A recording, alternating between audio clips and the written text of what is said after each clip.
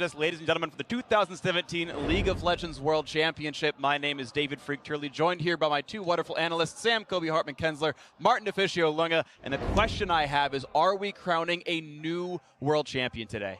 Ooh, you're asking us to predict now? We're not on the analyst desk, but I think it's likely. I think Samsung are looking so good at the moment. Exactly. I mean, one of the things that Ambition said in his interview that was so telling was that last time they faced SK Telecom, they felt the need to have surprise picks to actually overcome this legend that is SKT. But this time around, it actually feels like SK Telecom have been the ones reaching for new picks. Exactly, and it also feels like it's SKT who needs to look at Samsung and say, okay, how do we beat their current strategy? Because it's been so good during the knockout stages here. We have seen a lot of focus around strong bot lane picks. You have Ambition, who's controlling the jungle and the vision. And on SKT's side, it's been just about Faker mainly, and the fact that he can carry this team all the way to a final. So the question is it the SKT clutch factor, or is it Samsung Galaxy, who are looking actually a bit better? And I want to actually liken this to the 2014 run of Samsung White, where they didn't have a domestic title, but people called them the best team in the world coming into it. And they smashed the Korean champions Samsung Blue 3-0 in the semifinal. And here's Samsung Galaxy smashing the Korean champions Longju in the quarterfinal and heading in with a 6-1 game record throughout the top 8. Here, likely the favorites against SKT in the final. All right, we're jumping straight into the pick and ban phase here of game 1. Jace, Rakan, Sejuani already banned by Samsung. Yeah, Huni has had target Jace bans all throughout this tournament. He's actually played Jace more than any of the other top laners and has been a huge part of SK Telecom's early side pressure that they've been getting. I think Samsung were ready for a potential first pick Galio, and that's why they banned the Sejuani on blue side. SKT, of course, removing Kalista as well. Yeah, Janna here is the obvious one that has not gone through, though, and Samsung will be very happy to pick this one up.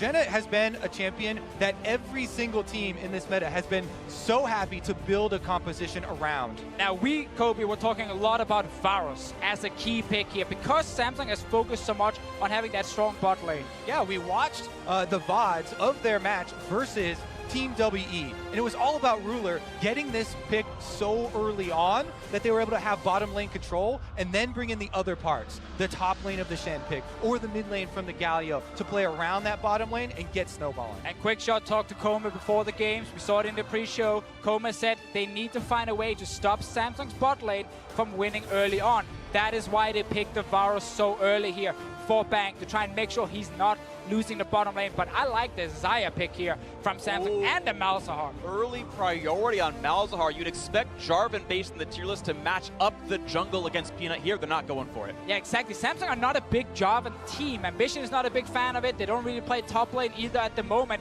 So they let it go, and normally they like Kha'Zix or Lee Sin instead of the Jarvan.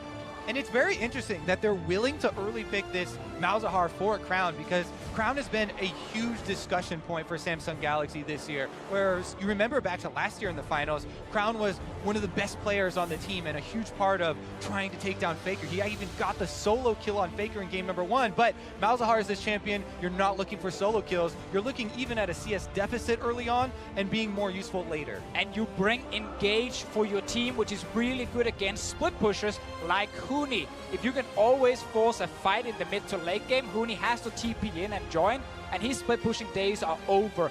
SKT, though, they actually removed the Jarvan here, so Ambition can still go for either Kha'Zix or Lee Sin as one of his preferred choices in the jungle. I like the Syndra ban. Again, if we're seeing a lot of top lane bans as well, Gnar really comes to the forefront of my mind. Because they've already banned out the Jace, this is a very possible blind pick. Everybody willing to play this champion into any other matchups besides the Jace, and with the Shen also being banned out, it does look like that will be a split push advantage. We're probably going to get the Kennen here coming in from Cube. That is normally the answer to Gnar up in the top lane. His answer. Almost no one else plays it, well, but his answer, it's what he does. AP Kennen. He's the meta now. And he is. There's a reason for that, because to me it is a very risky answer. Yes, AP Kennen can have some team fight interactions here, but especially just 1v1 with the Gnar, jungler advantage means a huge amount in that matchup, and these top laners have not gotten a lot of jungler intervention. All right, here we are in the ends of champs. Like you can see where all the champions have gone. Cassiopeia in the mid lane for Faker. Wolf on his 8th Lulu game of the tournament. He's played 9 unique champions and almost half an hour on Lulu here. He is on comfort.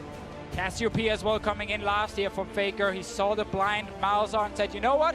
I can destroy that guy in the laning phase. We've not seen a lot of Cassiopeia in the knockout stage, but it is still such a powerful laner if you are good with the champion. Yeah, and we do have Peanut on the Gragas as well. So much about early game in the current meta has these two roles linked. We said so many times throughout this tournament is a lot about mid and jungle in the early game, and then you can start to transition that through to Vision, which does get that bottom lane control we always come back to. Exactly, and the plan here makes a lot of sense from SKT's side, as we have a little bit of confusion of how far away do you walk for the handshake when the coach is all the way on the other side of the stage. Well, it's a long track here. They're going to learn, and you heard Dash talk about the 100-meter dash earlier with this one. Maybe they can run a quarter mile back and forth to their teams and the coaches. I think they're just worried the dragon was going to come back. That is a healthy amount of respect given. Still though, spawn till 35 minutes. They're okay for now. They're okay for now. I look at this SKT drafter and I'm like, okay, they identify, get a winning mid lane matchup for Faker, get a bot lane matchup that can go even at least against Samsung, and they got that in this draft here. Luluvarus is so strong in the 2v2 lane, and the Cassiopeia can win early. And we'll have to continue to check in on the top lane 1 versus 1. Huni into Cuvées Kennen. Game 1 of the 2017 League of Legends World Championship Final about to begin. We are on the Summoner's Rift, and it is going to be a barn burner of a match. SK Telecom T1, 3-time world champions, looking for number 4. Samsung Galaxy were a game away from dethroning them this time last year, and now in front of an even larger crowd in Beijing, China, hoping to be the second Samsung team to win Worlds. In order to do that, they are definitely going to have to deal with this mid lane. Faker on Cassiopeia is one of the player and champion combinations that have been the most brutal for the opposing mid laner. Crown now is going to have a lot of defensive work to do. Cassiopeia can take off the shield very easily with the spammability of her spells and then continue to punish him because Malzahar, very few options for trading early on. That's also where I get a little bit scared when I see Ambition on Zac, because Zac's early game is not very good either. It's not a strong 2v2 fight around the mid lane from Samsung until later in the game. They definitely need a Malzahar ulti and probably even more to actually beat the Cassiopeia and Gragas. So SKT will get that control they're looking for. Of note, you're seeing the bot laners very focused on keeping the marksman alive, barrier heal on both these squads right here. One of the fun innovations, I guess we can say, about Worlds so far this year. Our defense have been popular. Bot lane's been a very important lane, and keying very heavily on keeping those marksmen alive in the team fights. Ruler and Bang have been two of the world's best for quite a long time. We'll see how much they can put in this game. And with Peanut getting the leash on top side, starting red and heading downward, Bang and Wolf get the early control of this bottom side. You can see the first thing that Wolf goes for is the brush control on the side lane to try and threaten Ruler there. And he did miss the last hits, so the early gold advantage over to the Varus lane here with Lulu on the brush control. Everything counts in the early game. 20 gold. You can, but more importantly for SKT, they're trying to get that early push in their favor after Samsung comes a little bit later to the lane here. Meanwhile, though, look at mid lane. Faker's already pushing Crown to his own turret, level 1. And we talk about this matchup a little bit more in depth. Whenever we speak with any of the mid laners, the biggest frustrations with Malzahar and why we don't see him picked more frequently is the difficulty with CSing early. So the theory here for Faker, behind just shoving the wave into the turret, is that Malzahar already isn't able to get those last hits, and it makes it even more difficult as the turret shots are coming through. But that being said, Crown actually doing okay getting those last hits. And then we have to add on that Malzahar's damage in the early game before his ulti is ready is not very high. It's easy for Cassiopeia to kill the small voidlings and then simply out to trade Crown. And we're seeing that jungle and mid lane link on display here already as Peanut goes for a bottom lane invade, drops his ward at the Raptor pit, and then gets vision with Q first. So he's checking all of the boxes, being safe and looking both ways before he crosses the Krug camp. Gets to cook it. He doesn't waste the W active on the blast cone. That's a coded interaction with the ability. So everything's ready. He's going to be just fine taking away Krugs. That's easy to do. Ambition on his first recall should have enough for the poacher's knife. And now we're going to see CoreJJ sees him and pushes them back over the wall. All right, Peanut will be safe for now. Now, a big thing about Samsung in the knockout stage of Worlds was they tried to play more for the early and mid game. They stopped playing just for late game team fights, and it was so focused around strong bot lanes. because then Ambition will play bottom side. See what happens mid first, though, because Peanut is on his way. Damage out of the silence. Crown's going to have his teammate coming in soon enough. But look at Faker taking plenty of damage. It's just the easy outplay 1v1. Crown gets out and he sees Peanuts nearby. You have to be very careful chasing into Malzahar when those Voidlings are up, especially since there's not vision to know that Zach is not going to be there for a counter gank. So that's why Faker pulls off on the aggression and does not continue the chase. Even if Faker does pull back on the aggression, bot lane's been looking good for SKT. A farm lead for them. Now the engage of the silence, but just in time, bot SM comes up. Summoner heal out of Faker also to build some distance. But first Summoner spell lost by SKT. Some good little plays around the mid lane from Crown and Ambition, of course, joining him here. And they need to do this. They need to make sure Crown does not fall too far behind. When he played the quarterfinal against Longshore and he blind picked the Malzahar, Syndra was the answer from BDD, and Crown died early on in lane. He got destroyed. Same thing cannot happen here. Yes, you can fall down in CS as long as you're staying alive and you're farming. I want to talk about the bot lane, though. We talked about it a second ago. Bang and Wolf heavily ahead right now in the 2-on-2. Priority on Varus, the takeaway. And happy to play Lulu into Janna, a better laner but a worse team fighter. So for that laning phase is going well. And this again, the counter to the Samsung knockout strategy that we see here from SKT. Get a stronger 2v2 lane. Do not allow Ruler to control bottom side. Do not allow Corduday to roam early. And suddenly, Samsung don't actually have a lane on the bottom side they can play around. It's on top side where Kennen is winning. That's why we put so much emphasis on this Varus pick for Ruler in Champion Select, and SK Telecom very clearly taking that one away. Here's some stats on your screen to just emphasize your point, Deficio, as far as the way that Samsung like to play it. Yeah, this is against other teams in the top 8, against the South Korean champions, and long to the 3-0 there with 3 Tristana games, a bunch of Varus ones against Mystic and Co. from Team WE. This had been a Formula 4 success in Samsung's run. And one of the reasons for the success of the formula is the amount of rewards you can get out of that bottom lane turret, if that is the first one to go. With Ardent Sensor being so heavily important in this meta, you get to rotate your support and AD carry with the extra pushing power, and you kind of chain the objectives. See top lane right now. Peanut is on the way here. Q has been pushing this lane non-stop. Peanut is spotted though, and Kennen is level 6, so you really gotta respect the potential counter gank from a Zac in there against a level 6 Kennen.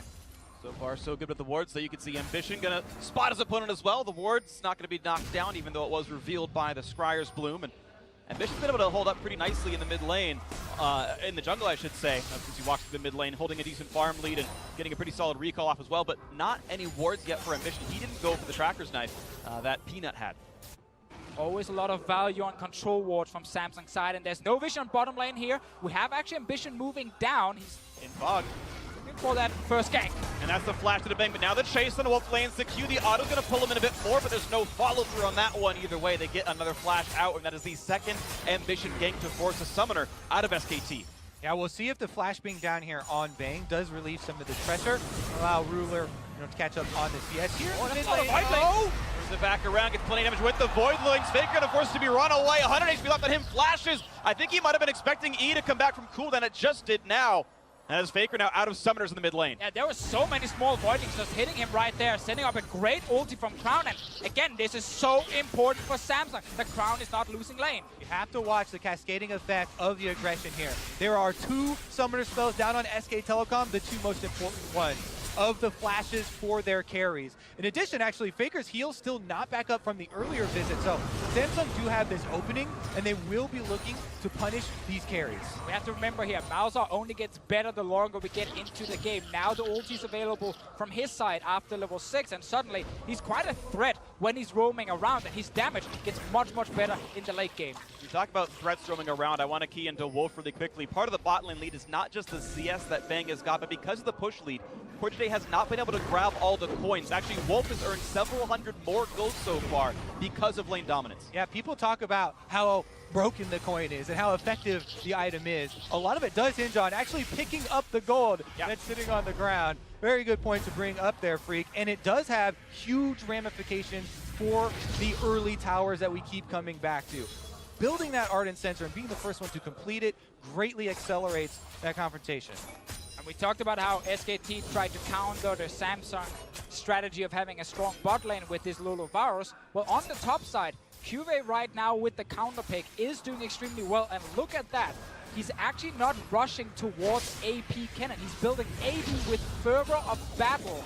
He's trying to become a pure split pusher to keep Huni down.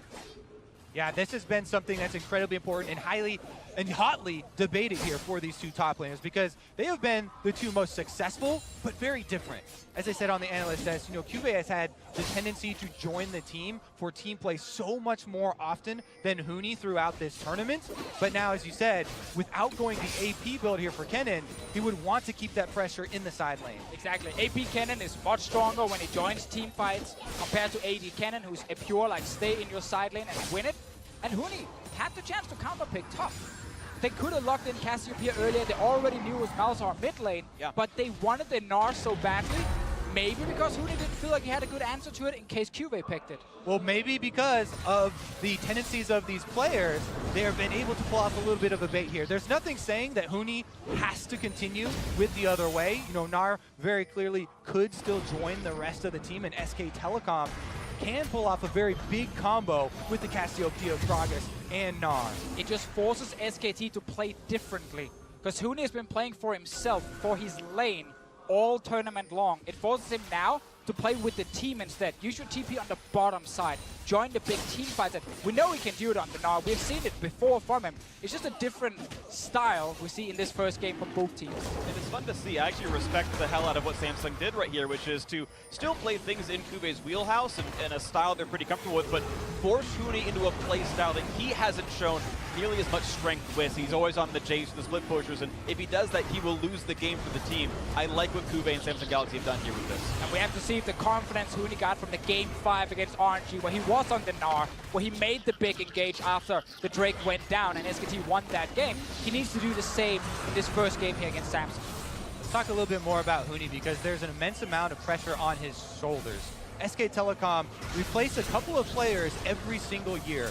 Often the top lane and the jungle, have these rotations, and there's so much, history that he has to fill in. The shoes are very big here for Huni, and we've seen how much pressure and how much focus has been given to him here. Now, on the biggest stage that he has ever played in, will he be able to step up for the organization? Also really feels like top lane has been the most criticized role on SKT since Marin left the team. It was hard for Duke to have the impact he wanted. We saw Untaro play during the year as well. Huni didn't play all the games on the side of SKT in 2017, and it's been hard for him to kind of lock down which kind of style do they want to play from top side. Now it is a split pushing focus, except for this game, Huni needs to join the team. Look at the stun as the marks are timed out there. Cuvée nearly got himself a couple hundred extra damage on the Huni, but still you can see this laning phase almost cresting plus 30 now, 12 minutes in. It is getting larger and larger throughout the game. It's beating Cuvé's statistical average when he's against a player like Huni, and Cuvée was already the #1 laner at Worlds so far in the top lane. He is doing immensely well here, but it's only keeping the game roughly equal. You can see still plus 15 in the bot lane for SKT. Faker up 10 as well. But it's a great start on Samsung's side with the Mountain Drake, with winning top, and with the fact again that Crown is doing great in the mid lane. He's not getting punished at all for this blind big Malzahar, and Faker's trying now. Doesn't get stunned though, and the silence means there's no more chase to be had as Faker takes down some Voidlings, but you can see he's kind of losing these trades. This is the pick that Faker wanted. Crown blinded it early on. They gave him 2 bans in the second phase to narrow down the pool a little bit. The Faker, though, with the Cassiopeia next up, is not really doing maybe what you expect with the matchup, and here's Samsung Galaxy starting to get what they expect out of their bot lane. A lot of pressure down here. Again, we return to that 6 out of 7 of the first turrets for Samsung have been in the bottom lane. Ruler and Core JJ slowly whittling away at this objective. Yeah, if you look at the items, it's the Warhammer and the BF sword from Ruler here, just stacking as much AD as possible against attack speed, and then Ninja Tappy on the side of Bang. So Bang is not really dealing much damage in return, and Ruler's just been able to take over the lane after the first few backs. So a 13-minute first turret for Samsung Galaxy. All I saw Ambition do was a single gank that blew Bang's flash, and the rest of it was heads up 2-on-2 with an arguably weaker laning phase. SKT got counter pick and priority and the rolls down here. So far, step 1, good for Samsung Galaxy. So much so that Ambition even gets to move in and take away the blue buff here, as SK Telecom are just bleeding control of the map. What this then allows Samsung to do is rotate their bottom lane over to the mid lane and actually have the ability to push in Faker himself. Yeah, Faker is trying to actually be more proactive in his lane. So QSS comes in early to use it against Crown's ulti and try and see if he can actually win the 1v1. But the 1v1 are kind of gone now because the first tower's already dead. The map is wide open. Everyone is going to start roaming around, and Faker probably won't get an easy chance to just duel Crown. And it's double TP versus single TP, so Crown down on the bot side, of course, with that free time. You can see a blue buff stolen back by SKT is a good consolation for them. They get that same blue that Ambition had stolen earlier, and it's crucially on Faker himself. Now you've got to watch for what the lane assignments are. Samsung Galaxy putting their dual lane in the mid. The question is who can actually answer, because Crown's about to reach bot lane tier 2 and no one's getting that farm yet. You can tell the tension rising in this game. Now the ultimate's blown for both AD carries there, but the opening of the final series here at Worlds, and both teams trying to stick to the game plan, but SKT... They're slow on the play. They're missing half a minion wave right here. Bang just now coming in, and he can't duel a Malzahar. The Rage Blade's not dead. He's got a Blasting Wand in inventory and a Ninja Tabby. Both finally shows, but that is a minion wave late, and the work is starting to happen now. Samsung Galaxy playing 1-3-1 and being faster to play than SKT. Exactly. This is a very rough spot to be in for SKT here. They're losing the map. They're losing control around mid. Rift Hell is getting started by Samsung already. And it's the Rift Tail going to be grafted up as well. A trade of blue buffs is fine, but they got first turret, Mountain Drake, and now Rift Tail with what's supposed to be the weaker early game jungler in Zac. He got banned out of the primary pool, his first Zac of Worlds, and Samsung Galaxy win in the early game. And Vision had more pressure in the early game than Peanut, with the Gragas that was taken early on in the draft to also deny that from Ambition himself. And that's mid tower down now. Bot tower already died earlier. This is becoming quite a large gold lead. Now what you want to do as soon as you get these outer turrets down for Samsung is start to clear out SK Telecom's wards, because Zac benefits so heavily from the Fog of War, being able to get these big engages, and you can then follow that crowd control up with the Malzahar that we keep highlighting, who has now gotten the level 2 in his ultimate. So that is a very powerful initiation tool that Samsung would like to utilize at this stage in the game, but they have to clear out the vision of SK Telecom first. And I like that you talk about vision so much, because between these two teams, there's a very large difference in how many control wards they actually place on the map. Samsung are amazing at getting full control and deny vision from the enemy team. And SKT, on the other hand, they are the most extreme numbers that we research at this entire tournament. Samsung Galaxy first place in control wards placed during the knockout stage there, and SK Telecom almost 20 less per game in last. Yeah, so SKT relied more on having a lot of engage in their comps. And when they then see you, even out of position or slightly out of position, they are so decisive. They engage instantly. In this game here, they have the Gragas and they have the Varus to start fights. But Ruler's ulti is there to try and prevent it, and CoreJJ's disengage. It really is beautiful to watch Samsung's controlled style of play here. Checkbox number 1 that we mentioned, bottom lane turret. That's off the list. Then they're able to utilize all these control wards to secure the vision and go for that engage that you're talking about, Freak. And look at this. You just see darkness on the map in so many places. Baron is not up yet, but I expect that River Fog of War to just persist for the next 3 minutes until it does spawn. Double Mountain Drake means easy to rush that one down as well. And they've got a Blade of the Ruin King top laner. If Kube joins, they've actually got a Baron rush on their hounds. Malzahar's pretty good at it as well. This could be a lot of great things. Samsung Galaxy are so well poised as they transition into the mid and late game. And SKT can't walk into the river because suddenly they just get Malzahar ulted and they die almost instantly. Only really Faker at this point could actually face check with his QSS, but you never want to send in your mid laner first. And the fact that SKT are now sitting with this draft here, who needed to do well in mid lane in the early game, it makes it so hard to start the next fight.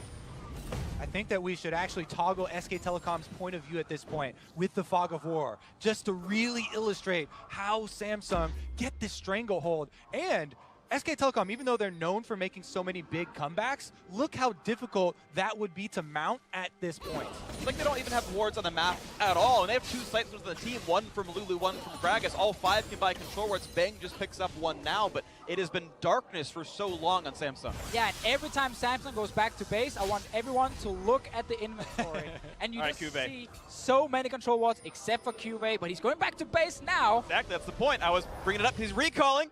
Jorm's Fist and a control ward! There we go, 5 control wards once again from Samsung, and it makes it so difficult to play against them if you can't force team fights.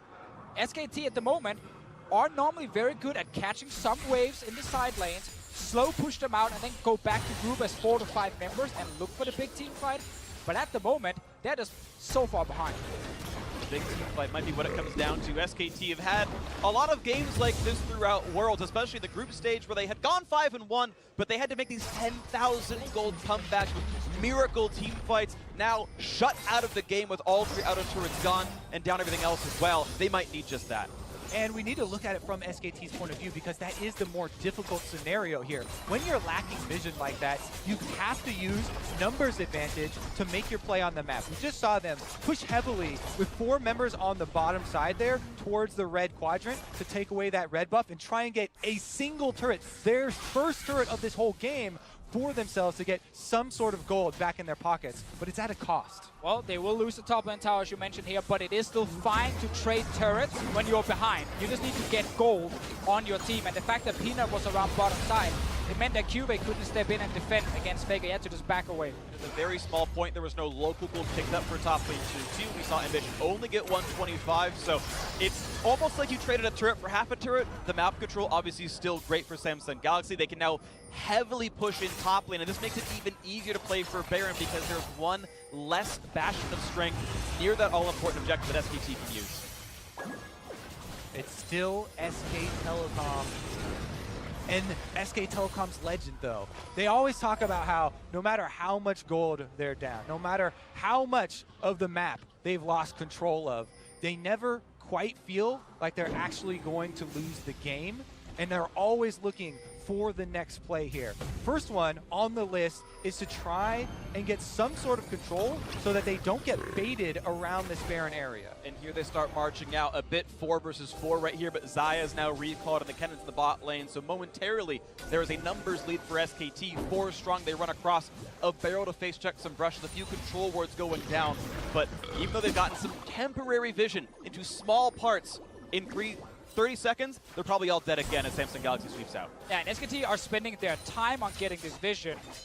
Obviously, Samsung can then move in and deny it once again because Samsung are the stronger team at the moment. They don't have to fear SKT. They can let SKT place the vision, let them go back to their lanes, and then it's Samsung's turn to go into that jungle. And they can freely get rid of it, and then Crown with his Malzahar is a constant threat if someone is trying to face check. One of the biggest differences I see in Samsung Galaxy this year compared to last year is the confidence this team has in themselves now. Solo pings here going down, but they're just able to very calmly retain control of this map and increase their gold lead here, even versus SK Telecom, the champions, where most teams begin to panic and begin to feel rushed. It is important, though, to highlight that Vega are getting a lot of farm at the moment. He's been in these side lanes. He's happily saying, you know what, I sacrificed one side of the map to go and actually pick up the CS I need to get my items. So he's still sitting on now 2 fully completed items and QSS plus tier. He's actually very strong in case a fight happens. And his tier is basically fully stacked. It's at 720 mana right now, so as soon as he gets that Archangel Staff and turns into full Seraph of Grace, he will have an incredible amount of damage up, but if he can get to that point, but it's still just that waiting game for SKT.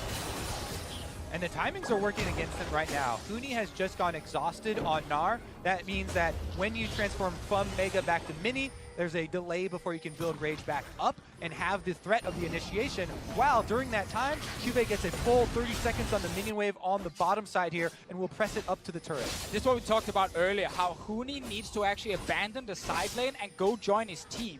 Play with the 5-man group to see if they can get a team fight, and he's just catching waves in the side lane. Most other games that he played during this tournament, it was Huni who's pushing for turrets. It's Huni who's applying pressure when SKT are losing the rest of the map.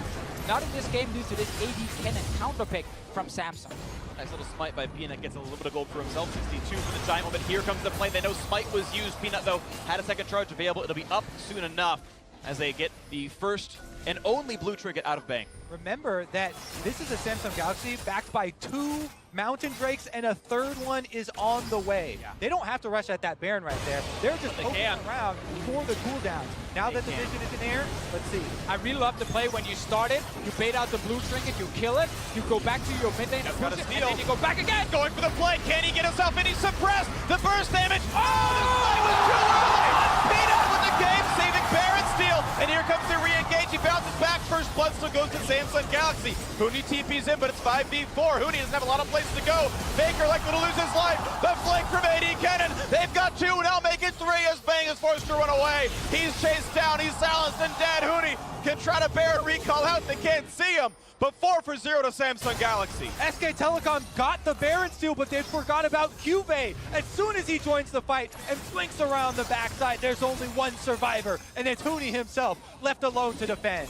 The call, though, was good from Samsung. Go back to the Baron. When Peanut tries to steal it, you ult him with the Malzahar. But everyone seemed to stop damage on Baron itself. They jumped on Peanut instead of saying he's suppressed. He literally cannot do anything. Let's see it again here.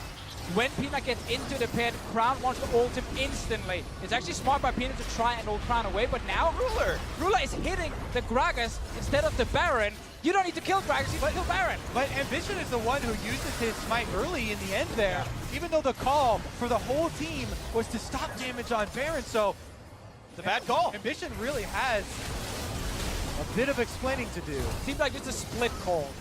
Do you kill the Gragas and then the Baron, or do you suppress the Gragas and kill the Baron?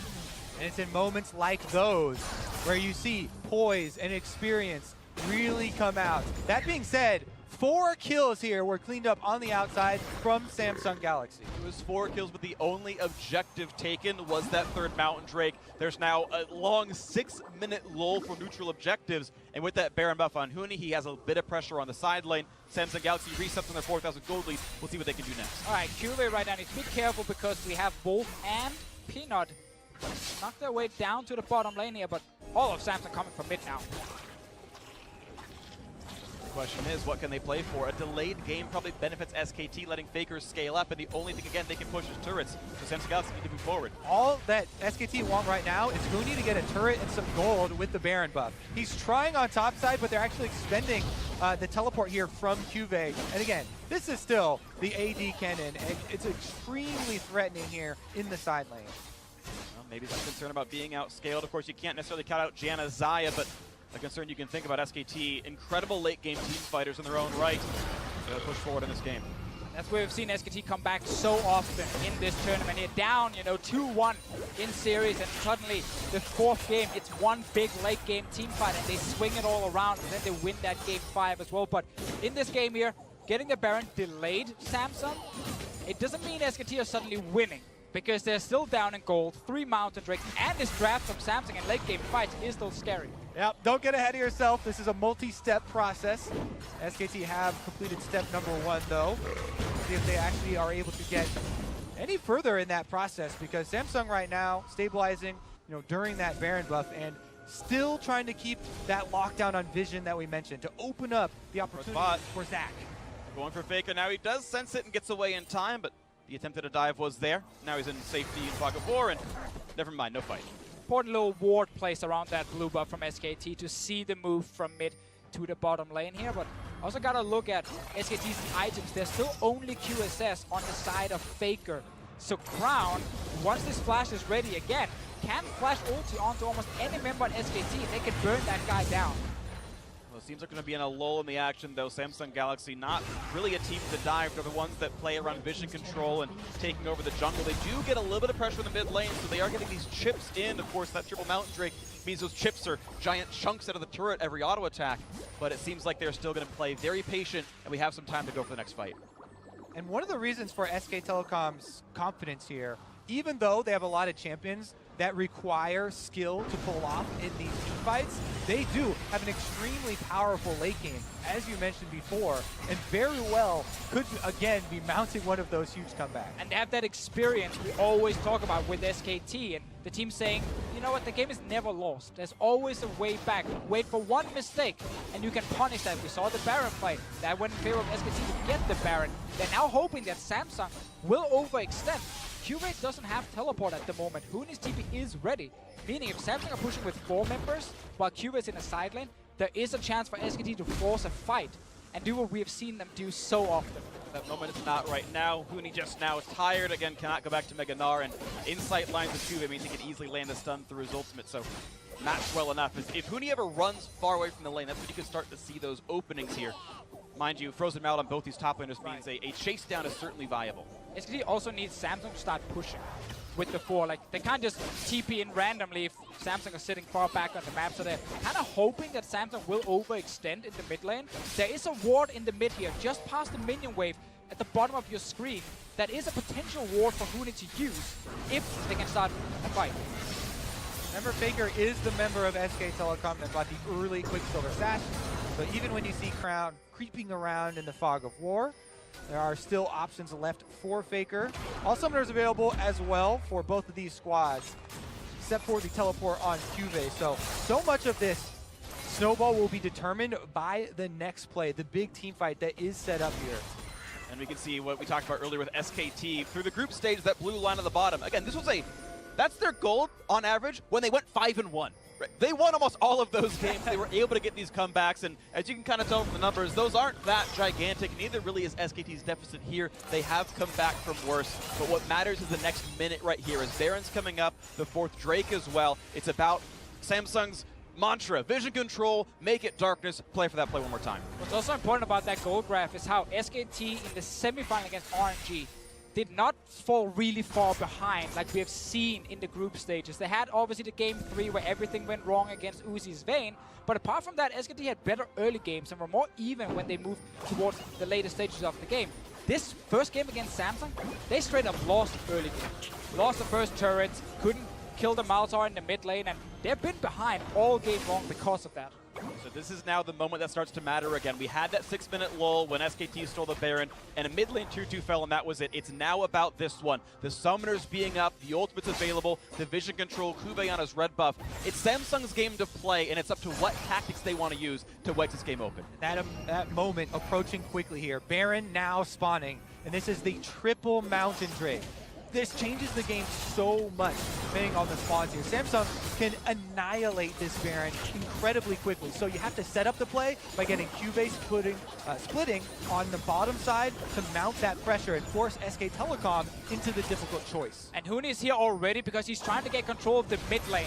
Trying to allow SKT to push the wave and actually walk into the Baron area through the river so they can kill some of these control wards. But now, SKT were not there to commit, and now Huni has to go back to the bottom lane, and it's actually Cuvée who can either take tower or move to mid himself and get Samsung full control. And once again, it will be mini Gnar as Huni's form times out. You're going to have a little bit of time for Cuvée with the minions. They now see Huni is there. They know he's back in a mini. They know a TP is not a threat from him. And you can see Kennen far away, waiting for maybe a TP location. Though the damage is not high, the crowd control is still the same out of AD Kennen, and he can lock in SKT if they do want a team fight. Huni getting locked up into the 1v1 here. He does not want with Cuvée having double buffs at the moment. And Samsung apply the pressure. And so far, damage up, but not even a chance. They played the vision. They pushed the team away. There was no TV flank to be had. Well played, Samsung Galaxy. It's such a great setup. You get full control of top lane and mid lane, where you have the minions pushing for you. So the enemy team can't walk into the river. They can only show up behind the Baron. But we saw Samsung right there have the vision control, burn down the Baron with 3 Mountain Drakes, and SKT, they cannot react. And suddenly, we sit with Samsung's Mountain Drake and Baron buff. They're now looking for that inhib. I want to see really quickly the dregs of the SKT vision, because obviously they had no chance at all of checking it, and you can see just how deep their wards even were. They saw their own red buff, and that was it. Any of those brushes could have had Schrodinger's Malzahar in it, and it would have been a dead to anyone but Faker if they had face checked it. Still only 1 QSS on the side of SKT. Yeah, as Malzahar, very often, especially late game, the better option to just ultimate the front line, get your percentage damage down, and make sure that you're safe as far as the tank-to-tank battle. Try and work your way through. And Ruler's big, keep in mind, he's at 70% crit Infinity Edge in. He will melt through this front line. His individual gold lead is 5,000 over pretty much any of the tanks of SKT, and that's Peanut, who went Merc Treads, which doesn't defend, and also going for Nightbow, which is not a good self-defensive item either. Mid lane now under fire, another turret falls. They burn it down so fast, and Samsung right now are not looking for big team fights. They're playing the map. It's only 4 kills to 0, 33 minutes in. SKT not even getting a kill, and only getting 1 tower. Samsung Galaxy have worked their entire year to get back to this moment their rematch with SK Telecom, and they're opening it with a very confident game number 1 here. Moments away from cracking the inhibitors. They're making a statement in the first game. They're not afraid of SKT drafting a bit more for the early game. They're fine blind picking a Malzahar as well. And they're not giving SKT any chance to engage these fights here. Ruler, with his ulti on Xayah, is so confident in the front line. Bang is trying now. He's going for the damage on Ambition. The tank, though, still at 1,500 health. Ambition rich enough. He's actually got about as much as Bang does individually gold-wise. And there's just no play to be had. We saw Bang toss the ulti out. Couldn't find anything with it. And back we are now to mid lane siege.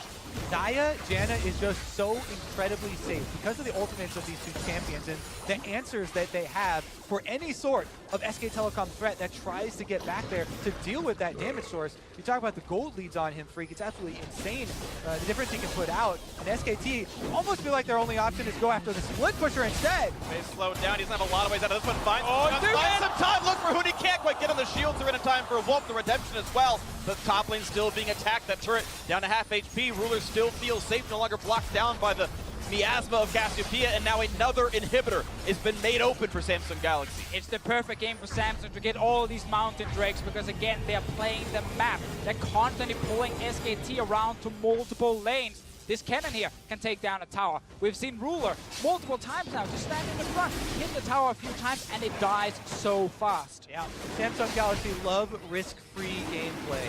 Not overstaying here for the second inhibitor, backing off as soon as that one is complete, and Cuvée gets to pick up the Ocean Trade. Also very important if we look back at how SKT have been winning a lot of games through Faker. It's been when he's been on champions that has some global. Taliyah, Galio, champions where you can impact multiple lanes at the same time. The Cassiopeia cannot do that. That's focused on you winning your lane in mid, and that is what Samsung were looking for. So Faker is suddenly not bot, top, and mid at the same time. It is truly something to highlight in this matchup. Even though SK Telecom have Faker, the greatest player of all time, the brightest star, Samsung Galaxy pride themselves most on their team play and their coordination. And it doesn't matter if you're the greatest player in the world if you never get to fight anyone. If you never actually get to use your mechanics and your skills, because the team you're playing against are like, yeah, no, we don't need to fight you, we just run around you. And of course, Ambition has, I think, cleanly out-juggled Peanut so far in this game. Torture Day and the rest of the squad have had better vision control than SKT as well. And that Samsung Galaxy style, the one they brought to Worlds, perfected throughout these years. They're going to play in the top jungle, not going to find that one as Ambition gets away with quick reflexes and walks away from the barrel. The siege can continue top lane. Seen twice now Bang trying to fire that ulti here to start a fight in the last few minutes. Mid flash ult, and it's going to beat the Quicksilver Sash out, but it's just a trade of flash ulti for an active item, and Ruler is completely fine. Meanwhile, on the bottom side, Cuvée takes his toll. He's inside the base, and there they go! Going for another one. Crown does kite away, but the Let's Bounce brings Ambition back into safety. Another bit of poke out from Bang, and it does not matter. The top inhibitor dies, and simply there is no fight to be had for SKT. The bottom gone as well. SKT's base in shambles. And the fight continues as Bang now forced back away. Ruler safe enough. Kites away from Faker. Good damage here. Gets the knockup. A bit of healing as well. The barrier pop of Faker. Almost gets himself the solo kill. Now forced to run away, but kites forward. Gets away from the knockup. Gets rooted in, and Crown gets himself that kill in the mid lane. 5-0 in the game as they keep pushing forward. Super Minions in tow. Samsung Galaxy only give up one turret this entire game and absolutely dominate SK Telecom. A complete domination to this one. They look for a couple more kills to pad the stats, but there is no way back in this one for SKT. The slicing maelstrom in there. 7-0 in the game. 2 more to go. Samsung Galaxy strike down SKT in the first. Almost a perfect game opener from Samsung Galaxy. What a resounding statement here they've made. And it all starts in the early game. SKT try and counter the Samsung strategy. They try and pick a strong bot lane that can win. They try and pick a strong counter pick in mid that can win. Beat Crown, get Faker ahead so he can take over the game. But SKT got outplayed in the early game in this first one here. During LCK in the summer this year, every time that these two teams had matched up previously and Ruler had Varus, they won. Every time he did not have Varus, they lost.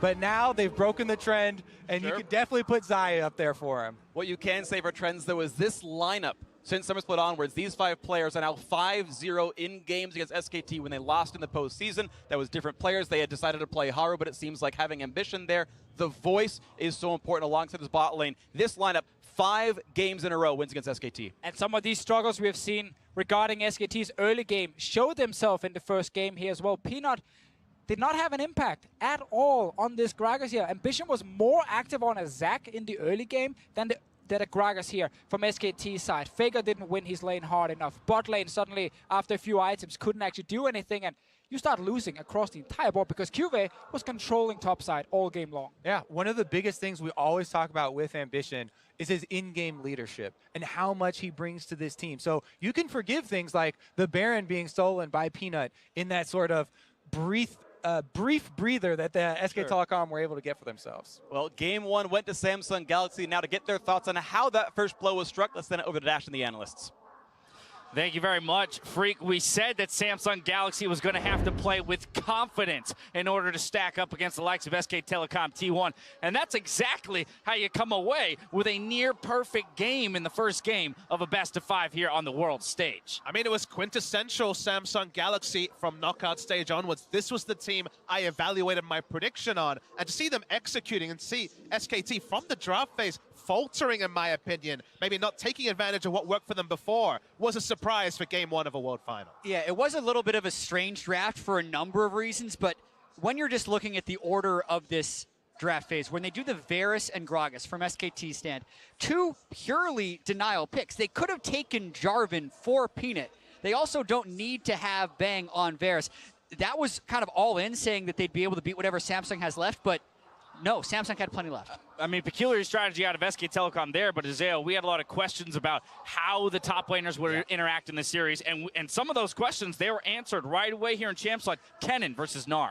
Yeah, they certainly were, and I think it's so interesting to see not only did he go for the Kennen, but this was not the AP Kennen where you get a lane advantage and you transition to the team fight. This was Kuve picking purely for the 1v1, building purely for the 1v1. AD Kennen, Fervor, he goes for a PD, he's going direct 1v1 build, right? This is as much of a focus at Huni and his style as you can get. And it was also in the playstyle because, sure, AD Kennen beats Gnar even more than AP Kennen, but he was teleporting back to lane. He wasn't even thinking about teleporting bot lane as had been his trend, walking back to lane, holding onto the TP. He was so excited to get back into lane and to keeping Huni down. And Huni was a non-factor this game because Kennen answered him so cleanly. Yeah, and it was a style play there from QV, right? We know that Gnar was a priority pick for both of these teams in the semifinals. So I can understand why Huni would say, give me Gnar, you're not going to beat it. But specifically QV altering his style a little bit to then just be better at Huni than Huni. So he did a really good job in that game. And, yes, there was a lot of other things that happened, but the fact that they got so much control of that top lane was really critical. And to be fair, that is the counter pick for Kuve, right? He had the counter pick there. They gave the counter pick over to Faker, and I actually thought for the first time really that I can think of this tournament, he actually played the laning phase pretty poorly in the 1v1 with this counter pick that he had. Multiple times we saw Faker charging forward into Voidlings that are spawning extras on him, that are putting so much damage on him. When his flash is forced, it's because he's charging forward into Voidlings and getting ulted. And it seemed like he was trying to push too hard in a matchup where you have to play patiently and kind of find your opportunity against Malzahar. And I want to examine the pick ban a little bit because Faker was, as you say, the one that got counterpicked, same as QV got on the side of Samsung. What worked for SKT previously was Taliyah, was Galio, was Ryze, the roaming champions. Galio was banned by SKT, not an option. Malzahar blind pick, which is a new thing when it comes to the first round of the draft. It denies Ryze as an option because Malzahar really wins that lane very hard in the 1v1. Taliyah was available, ended up being banned in the second round. This actually forced Faker to play through his own lane. Cassio isn't going to have that same map impact. They weren't able to play through Faker.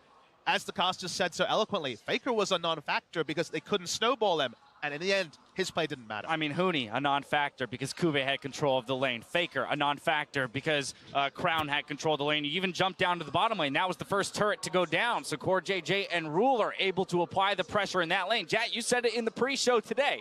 There is a world in which Samsung just distills their strategy down to get pushing lanes and pressure the map to a victory. There were only 5 kills in this game total, and all of them on the side of Samsung Galaxy. And there I think you have to give some credit to Ambition because it actually was SKT with the push early early on, who were doing pretty well in the 2v2. Ambition comes down, he forces Varus's flash, and then that means you no longer get to push. It almost felt like we were watching a rerun of the breakdown when it talked about Samsung Galaxy winning with no kills. Because I noted down at 20 minutes into the game, Samsung had an over 3,000 gold lead. There had been no kills. Ambition hadn't even used his ult once in the game. It was about as non-interactive as can be. But we were all sitting there from 10 minutes onwards being like, feeling the raising dread that you have to imagine SKT was feeling, because it was one-way traffic. There were only 5 kills in the game. 4 of them came in one team fight. This one around the Baron. A scary moment for Samsung Galaxy as Peanut comes up with the Baron steal. But this will be our Acer Predator replay. Yeah, and gotta point out that Crown suppresses Peanut, so he can't smite while he is suppressed.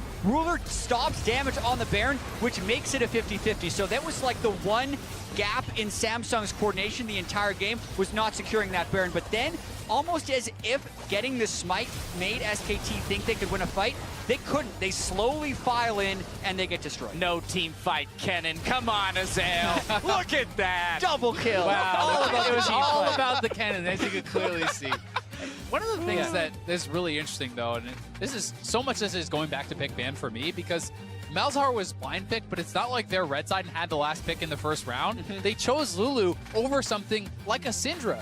We saw Crown get absolutely slammed by BDD in the laning phase in that exact matchup, and Faker could have had it for himself. Sure. Yeah, and looking at the way this one played out, going for what I feel like is the late game scaling pick in the Cassiopeia and not being able to have Faker bail out the side lanes didn't work at all for SKT. But Samsung was nearly perfect game by WE in game 1 of the semifinals. So much can change with a minor tweak to the strategy. So I think, to Papa Smithy's champion pool point, get Faker back on the other stuff. Clearly the denial picks didn't work against Samsung. As the players make their way back onto the stage, you can see the faces here of the SKT players themselves. Papa Smithy, I want to kind of refocus now into game 2. SKT, with side selection, has elected to remain on red side. No substitutions coming in. So let's talk about this a little bit. So I was actually thinking in this game, it's like, wow, they really need to have top lane control. And now that they don't have red side again, they're going to wait. They have choice. So clearly they can choose red side, because I think it's all about the top lane counter pick for them. They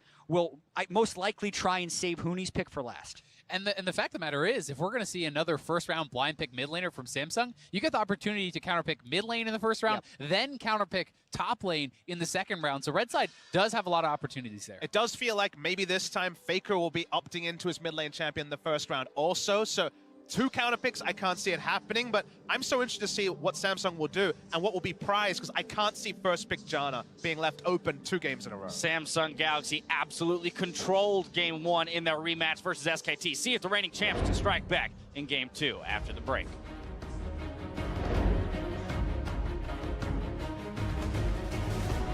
Can he go back again? Going for the flank. Can he get himself in? He's suppressed. The burst damage. Oh!